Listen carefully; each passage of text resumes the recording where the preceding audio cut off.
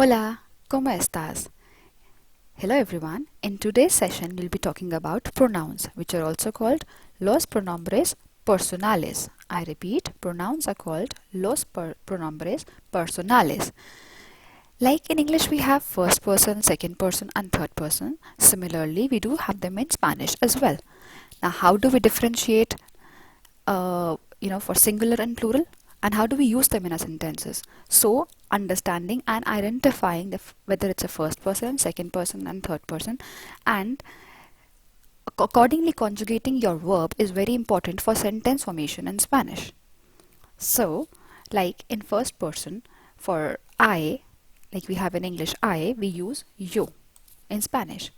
When we talk about second person, you in Spanish is called tú. For third person, he or she is referred as ella, and usted is there again for third person, which we use generally when we're talking for someone elder. In plural, first person we use nosotros or nosotras, depending upon whether it is masculine or feminine. For second person plural, we use vosotros or vosotras, again depending upon whether it is masculine or feminine. And for third person plural, we use ellos, ellas, ustedes.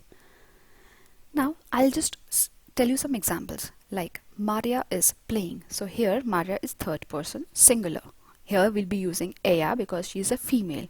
When we say my parents, now my parents will be third person and it will be plural. So we'll be talking about ellos, ellas, ustedes. But here, for parents, since we take it as masculine, so we'll be talking about ellos. We'll be referring it to as ellos. So you all is again like vosotros.